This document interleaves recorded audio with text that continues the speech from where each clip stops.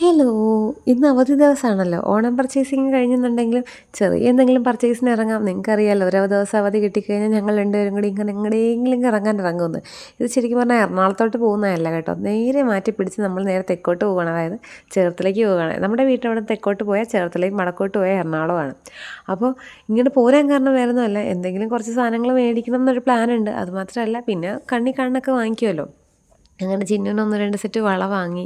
പിന്നെ എൻ്റെ കാലിൽ കിടക്കുന്ന ചെരുപ്പ് കണ്ടോ, ഞാൻ ഇറങ്ങി വരുന്ന വഴിക്ക് എൻ്റെ ചെരുപ്പ് പൊട്ടിപ്പോയി. പിന്നെ ഞാൻ അമ്മയുടെ ചെരുപ്പ് ഇട്ടു. അമ്മയുടെ ചെരുപ്പ് എനിക്ക് പാകമല്ലേ.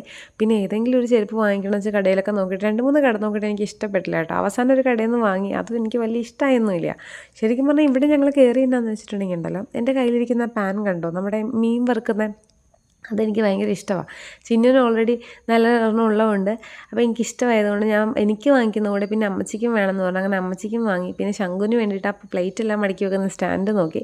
പിന്നെ അറിയാമല്ലോ, പാത്രക്കടയിൽ കയറി കഴിഞ്ഞിട്ടുണ്ടെങ്കിൽ നമുക്ക് എല്ലാ പാത്രങ്ങളും ഇങ്ങനെ നോക്കാണ്ട് ഇറങ്ങാൻ പറ്റില്ലല്ലോ. പിന്നെ എനിക്ക് ചീനച്ചട്ടി വാങ്ങണമെന്നുണ്ടായിരുന്നു. പക്ഷേ എക്സ്പെൻസ് കുറച്ച് അധികമാകുന്നുണ്ട്, വേണ്ടാന്ന് വെച്ചു. പിന്നെ അതുമല്ല, ബസ്സിനാണേ, അപ്പോൾ നമ്മൾ താങ്ങി നടക്കണം. ഇതെല്ലാം വാങ്ങിക്കൊണ്ടിരിക്കുന്നതോടെ ഇതുങ്ങൾ മൂന്നെണ്ണം ഇത് എവിടെ നിന്ന് ചാടി വീണെന്ന് എനിക്കറിയില്ല കേട്ടോ. ഞാൻ ബില്ലിങ് സെറ്റായിക്കൊണ്ടിരുന്ന സമയത്ത് എവിടുന്ന് മിസ് ചെയ്യുമെന്ന് പറഞ്ഞു വന്നത്. മിസ്സിൻ്റെ സ്റ്റുഡൻസാണ് കേട്ടോ. ഇപ്പോൾ അവർക്ക് എന്തോ പരിപാടി ഉണ്ടായിട്ട് ചാടി വന്നതാണ്.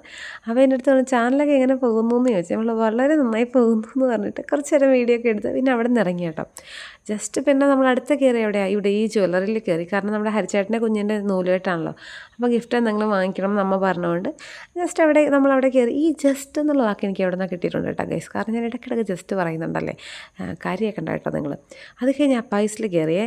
അപ്പായസിൽ നോക്കിയിട്ടും എനിക്ക് ചെരുപ്പൊന്നും വലിയ ഇഷ്ടമായില്ല. പക്ഷേ എൻ്റെ ഇരിപ്പ് കാണുമ്പോൾ നിങ്ങൾക്ക് മനസ്സിലാവും. കാരണം എനിക്കൊന്നും ഇഷ്ടമായില്ല. പിന്നെ എടുക്കാതിരിക്കാൻ പറ്റില്ല. ഞാൻ അങ്ങനെ പറഞ്ഞ് എടുത്തു, കാരണം വേറെ ചെരുപ്പില്ലാത്തതുകൊണ്ട്. പിന്നെ ഞങ്ങൾ ഇവിടെ ആട്ടോ കയറിയത്. ചേച്ചിമാരുടെ കടയാണ്. ചേച്ചിമാർ വിളിച്ച് കയറ്റിയതാണ്. വേണ്ടിയിരുന്നില്ല എന്നായിപ്പോയി. കാരണം വേറെ ഒന്നുമല്ല, ബിരിയാണിയെ പറഞ്ഞാൽ നമുക്കറിയാമല്ലോ, ഞങ്ങൾ ബിരിയാണിയെ കഴിക്കുള്ളൂ എന്ന്. അതങ്ങ് വാങ്ങിയതും കഴിച്ചു തുടങ്ങി. എരിഞ്ഞിട്ട് വയ്യ. ഞാൻ ചേച്ചി അടുത്ത് പറഞ്ഞു, ചേച്ചി ഇത് ഭയങ്കര എരിവാണ് കേട്ടോ, ഇങ്ങനെ ബിരിയാണിക്കൊന്നും എരിവ് ഇടരുത്, കാരണം അത് കൊള്ളില്ല. ഫുള്ള് കഴിക്കുന്ന ചിന്നു പകുതി കഴിച്ചില്ല. ഒന്ന് ആലോചിച്ച് എനിക്ക് ഏറ്റവും കൂടുതൽ ഭക്ഷണം കഴിക്കുന്ന ആൾ പുള്ളിക്കാരിയാണ്. എനിക്ക് പിന്നെ വിശന്നിട്ട് ആയതുകൊണ്ട് ഞാൻ ഒരു കണക്കിന് അഡ്ജസ്റ്റ് ചെയ്ത് കഴിച്ചു. പക്ഷേ എനിക്ക് നാക്കൊക്കെ കണ്ടു വെന്ത് പോയി എന്ന് പറയുന്നത്. എരിവ് വന്നിട്ട് ഒരു രക്ഷയില്ല. അങ്ങനെ വെറുതെ 80 രൂപയും പോയി. കാരണം അത് രൂപയായിരുന്നത് കൊണ്ട് ഞങ്ങൾ 40 രൂപയ്ക്ക്, ഇവിടെ 40 രൂപയ്ക്ക് ഷേക്ക് കിട്ടും. പ്രൈവറ്റ് സ്റ്റാൻഡിലാട്ടോ, KSRTC സ്റ്റാൻഡിലല്ല, പ്രൈവറ്റ് ബസ് കയറുന്ന ചേർത്തലയിൽ ഇങ്ങനെ 40 രൂപയ്ക്ക് ഷേക്ക് കിട്ടും. നമ്മുടെ ഷാജ ഷേക്കും കുറേ ഷേക്ക് ഉണ്ട് കേട്ടോ.